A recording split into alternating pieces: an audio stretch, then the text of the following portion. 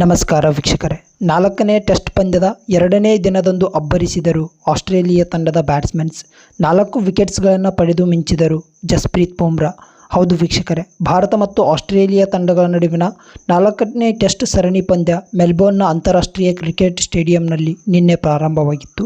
ನಿನ್ನೆ ಟಾಸ್ ಗೆದ್ದು ಮೊದಲು ಬ್ಯಾಟಿಂಗನ್ನು ಆಯ್ಕೆ ಮಾಡಿಕೊಂಡಂಥ ಆಸ್ಟ್ರೇಲಿಯಾ ತಂಡದ ಪರವಾಗಿ ಪ್ರಾರಂಭಿಕರಾಗಿ ಬಂದಂಥ ಸ್ಯಾಮ್ ಕಾನ್ಸ್ಟಸ್ ಮತ್ತು ಉಸ್ಮಾನ್ ಖವಾಜರ್ ಅವರು ಅದ್ಭುತ ಬ್ಯಾಟಿಂಗ್ ಆಡಿದರು ಅಂತಲೇ ಹೇಳಬಹುದು. ಸ್ಯಾಮ್ ಕಾನ್ಸ್ಟಸ್ ರವರು 65 ಬೌಲ್ಗಳಲ್ಲಿ 60 ರನ್ಸ್ಗಳನ್ನು ಸಿಡಿಸಿ ಮಿಂಚಿದರೆ, ಉಸ್ಮಾನ್ ಖವಾಜರ್ ಅವರು 121 ಬೌಲ್ಗಳಲ್ಲಿ 57 ರನ್ಸ್ಗಳನ್ನು ಕಲೆ ಹಾಕಿದರು. ಲಬುಸೇನ್ ರವರು 145 ಬೌಲ್ಗಳಲ್ಲಿ 72 ರನ್ಸ್ಗಳ ಸ್ಫೋಟಕ ಇನ್ನಿಂಗ್ಸ್ ಆಡಿದರೆ, ಸ್ಟೀವ್ ಸ್ಮಿತ್ ರವರು ಡೇ 1ನಲ್ಲಿ ಬ್ಯಾಟಿಂಗ್ ಅನ್ನು ಪ್ರಾರಂಭಿಸಿ ಡೇ 2ನಲ್ಲೂ ಕೂಡ ಅಬ್ಬರದ ಬ್ಯಾಟಿಂಗ್ ಆಡುವ ಮೂಲಕ 197 ಬೌಲ್ಗಳಲ್ಲಿ 13 ಬೌಂಡರಿ ಮತ್ತು 3 ಸಿಕ್ಸರ್ಗಳ ಸಹಾಯದೊಂದಿಗೆ 140 ರನ್ಸ್ಗಳನ್ನು ಸಿಡಿಸಿ ಮಿಂಚಿದರು.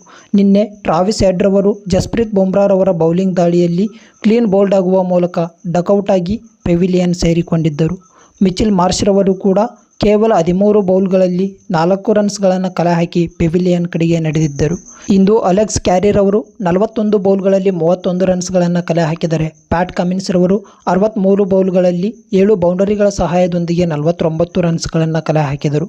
ಮಿಚೆಲ್ ಸ್ಟಾರ್ಕ್ ರವರು 36 ಬೌಲ್ಗಳಲ್ಲಿ 15 ರನ್ಸ್ಗಳನ್ನು ಕಲೆ ಹಾಕಿದರೆ, ನಿತಾನ್ ಲಿಯಾಮ್ ರವರು 18 ಬೌಲ್ಗಳಲ್ಲಿ 13 ರನ್ಸ್ಗಳನ್ನು ಕಲೆ ಹಾಕಿದ್ದಾರೆ ಅಂತಲೇ ಹೇಳಬಹುದು.